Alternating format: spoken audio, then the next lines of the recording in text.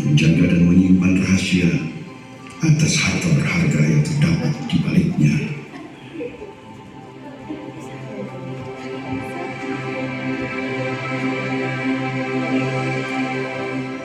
Museum Bank Indonesia berperan penting dalam perjalanan sejarah bangsa Indonesia dan merupakan jawaban atas pencarian arsitektur khas Hindia Belanda.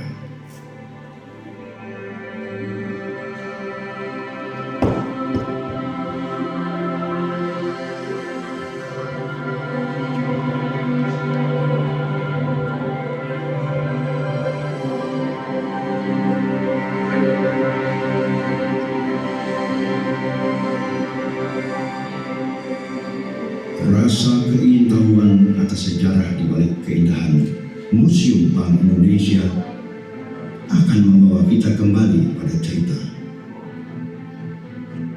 di masa lampau.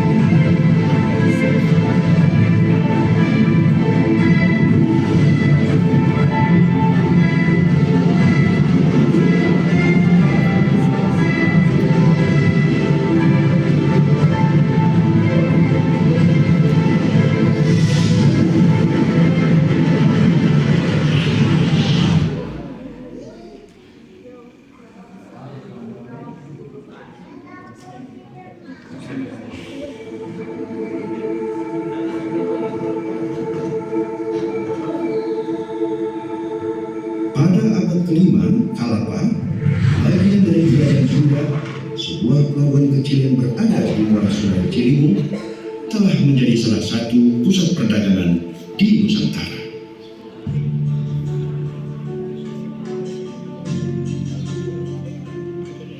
Pelabuhan ini berkembang menjadi pelabuhan internasional dan didatangi oleh kapal-kapal dari wilayah Asia Tenggara, Cina, Campa, Jazirah Arab, Portugis, dan Inggris.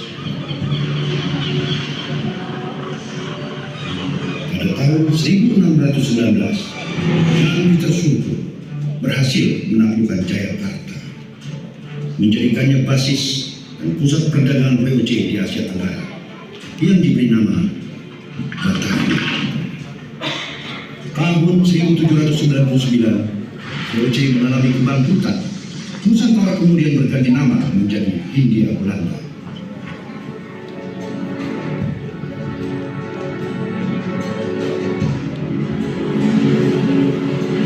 Hindia Belanda maju pesat setelah sistem tanam paksa digantikan oleh The Agrarische Wet atau Undang-Undang Agraria.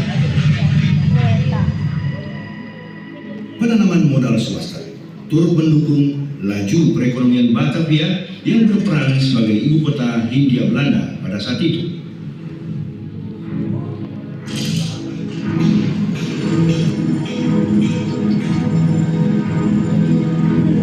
Menandai tingginya aktivitas perbankan, The Jabse Bank hadir di antara bank besar lain di area yang dikenal sebagai Stasiun Plein atau Taman Stasiun.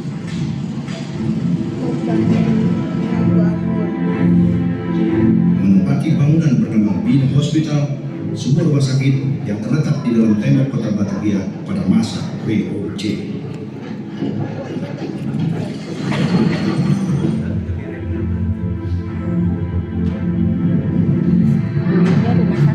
Pada tahun 1909, seorang arsitek bernama Edward Kuipers ditunjuk untuk membangun gedung yang dapat menggantikan bangunan dua rumah sakit tersebut.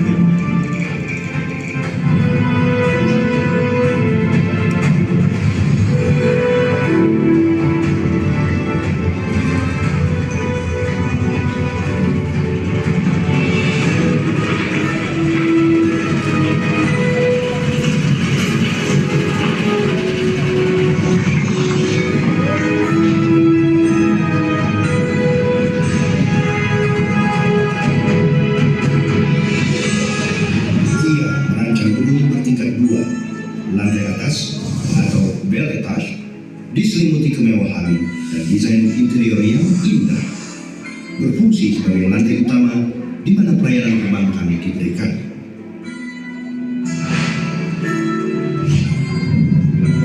Sedangkan lantai dasar berfungsi sebagai ruang penyimpanan yang diantaranya terdapat khasanah.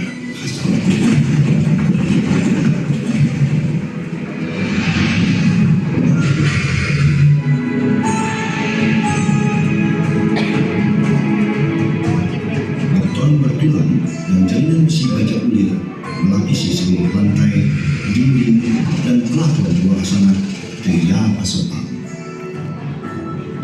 Keunggulan ruang penyimpanan di Yapa Sepang ini tak tertandingi pada masanya. Tidak ada satupun bank lain yang memiliki klasifikasi ruang khasanah seperti di Yapa Sepang di Hindia Belanda.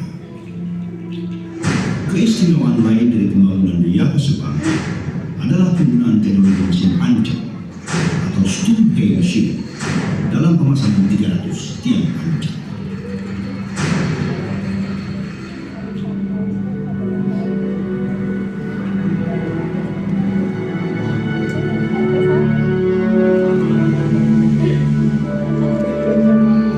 Pada tahun 1922, pembangunan dilanjutkan pada tahap kedua dengan tetap berpegangan pada master plan pembangunan bertahap dari seluruh.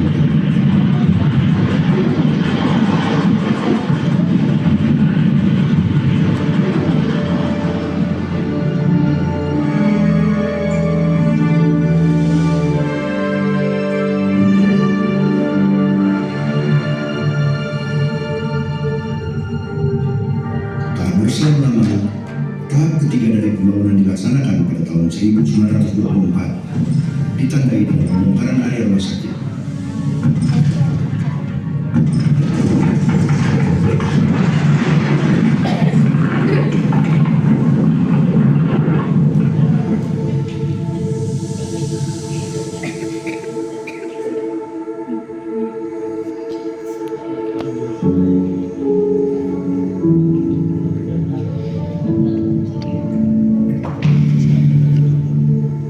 Bangunan baru yang lebih sesuai dengan wajah modern di Yapa Sepang.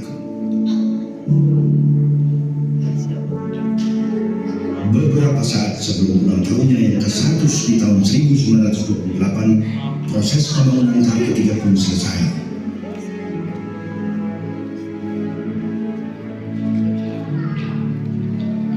Di Yapa Sepang terus berkembang sehingga muncul kembali kebutuhan atas ruang khasanah baru.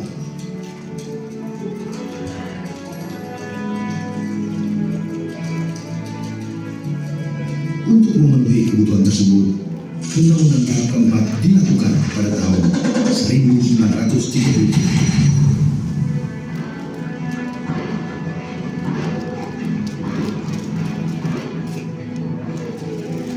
Pengembangan terakhir pada tahun 1935 dirancang oleh seorang arsitek muda bernama Thomas Nix.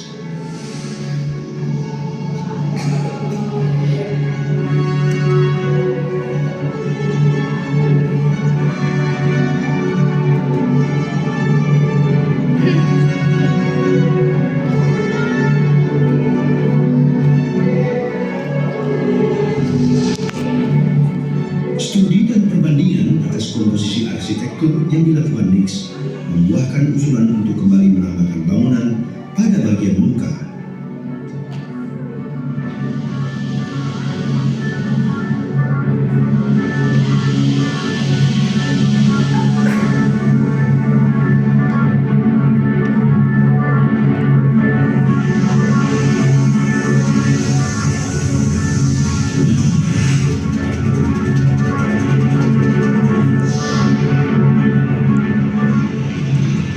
Hal ini dilakukan agar fasad bangunan kembali simetris.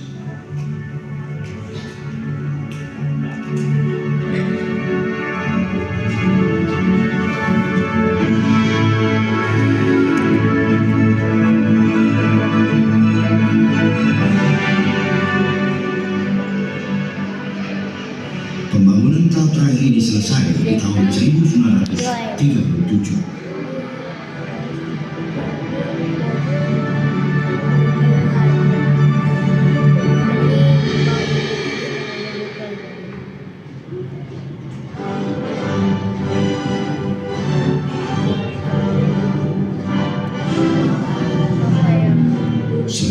1945, Indonesia memproklamirkan dirinya sebagai negara yang merdeka. Proklamasi kami, bangsa Indonesia, dengan ini menyatakan kemerdekaan Indonesia. Karena Indonesia bersatu. Hal-hal yang mengenai pemindahan kekuasaan. Nusa Pesisir kemudian dinasionalisasi prosesnya dimulai sejak 1951 hingga Bank Indonesia berdiri pada 1953. Hingga kemudian pada tahun 2006, gedung ini ditetapkan sebagai Museum Bank Indonesia. Gedung Nusa Pesisir adalah karya arsitektur bersejarah yang menyimpan cerita bangsa Indonesia.